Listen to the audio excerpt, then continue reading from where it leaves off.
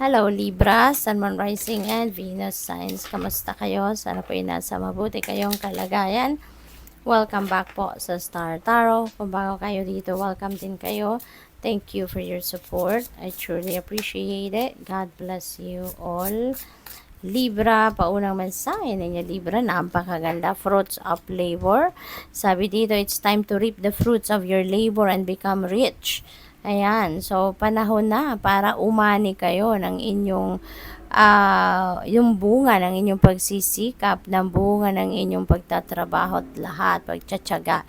You know, eto na, kung ano man ang paparating na pera sa inyo, eto na siguro ang pagmumulan ninyo ng oportunidad para kayo yumaman na. No? You are going to become rich. So, ayan, good luck sa'yo. So, what else? We have sweet success. Ayan. So, maaaring yung sweet success na to, ito yun. Diba? Financial success. It is not difficult to get everything you want and enjoy it. So, get what you want, no? Seize the moment kung nandiyan na yung pagkakataon para makuha mo, ma-receive mo kung ano man yung gusto mo o yung tagumpay na minimithi mo, then go for it. Huwag ka nang mag-atubili. Huwag ka nang magpamamaya-maya na. Take advantage of that opportunity. We have transformation. Change is the natural order of things. So, don't be afraid of the unknown. Okay? Kasi lahat naman, diba? Lahat nagbabago. Everything evolves. Everyone evolves. Everything changes. Nagtatransform ang lahat. Kaya, wag kayong matakot, no? Na mag-embrace ng mga bagong bagay, bagong sitwasyon na hindi pa ninyo nasusubukan. Kasi dyan din tayo nag-i-evolve, dyan din tayo nag-grow, dyan tayo natututo sa pagpasok natin sa mga sitwasyon na hindi pa natin nasusubukan, di ba? Nadadagdagan yung knowledge natin, na ilalabas niya ng galing natin, yung ganon. Pwedeng ang iba sa inyo dito, personal transformation ang gagawin, ano? What else? Partnership, joining forces with business partners for win-win cooperation. So, siguro, ang iba sa inyo rito is going to embark on a partnership. Baka magkakaroon kayo rito ng, baka meron ditong gagawin ng iba sa inyo na pakikipag-partner sa kung sino man, no? Baka ito ay makikipagsosyo kayo sa negosyo niya or siya yung makikipagsosyo sa inyong negosyo. So, pwedeng may ganong ganap, no? So, good luck. What else?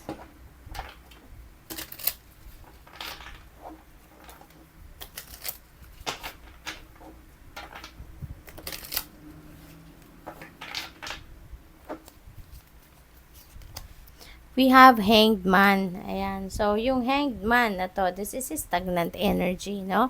Si Hanged Man is a stagnant energy. This is a time, no, na binibigay sa iyo ng universe para kayo ay makapagmuni-muni, para kayo ay makapag-isip-isip. Okay?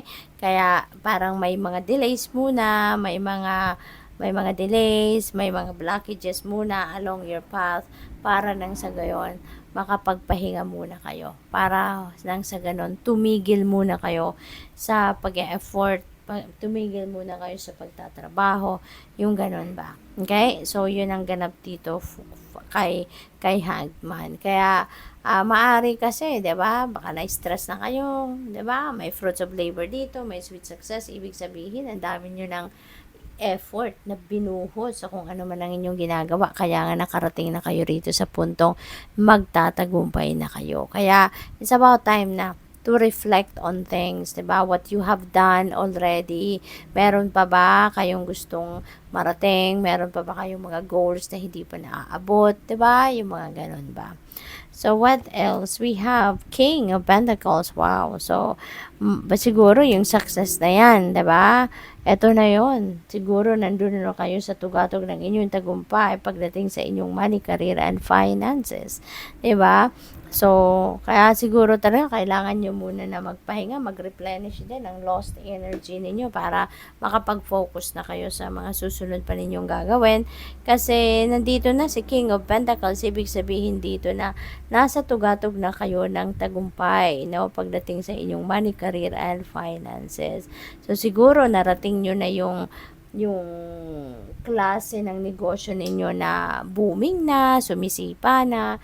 Kung sa trabaho naman, siguro nandoon na kayo sa posisyon na gusto ninyo, nasa mataas na kayo na posisyon siguro, baka isa na kayong leader, yung mga ganun ba. At pagdating sa inyong pera, baka marami na kayong naipon, marami na kayong savings, no? Marami na kayong investments. Queen of Pentacles, wow. So, meron tayong King, meron tayong Queen. So, ano to very abundant and prosperous energy. So, ang dami siguro ninyong pera na pwedeng makuha around this time, at that could come from various sources, no? Hindi lang sa iisang source, no, ang panggagalingan ng mga perang paparating sa inyo, but definitely malaki, no, ang tsansa na makakuha kayo ng malaking pera. Pwedeng galing yan talaga sa pinagtrabahuan at pinagsikapan ninyo, no? Or pwede rin na paparating pa lang yung opportunity.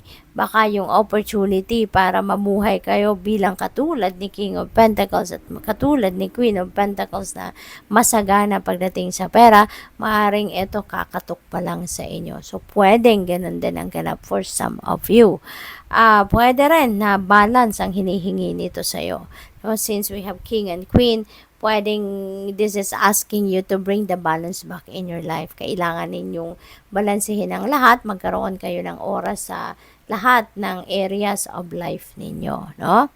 What else? We have Queen of Swords. Ayan. So, maging authentic kayo sa sarili ninyo. Isa sa magiging kapital ninyo para magtagumpay kayo sa kahit anumang larangan, kahit anumang transaction, you know, para maging matagumpay, para maging maganda ang samahan, usapan, transactions, negotiations. Be truthful. No? Be truthful with what you say. Kaya ka-importante na maging totoo kayo sa inyong sarili. Kasi when you are honest with yourself, no, you'd be able to express your thoughts, your feelings, your emotions, at you'd be able to speak your truth dito. At with that, you will also be attracting people, no, that will be true to yourself, to you as well. So good luck. Thank you for watching. Love and light. Namaste.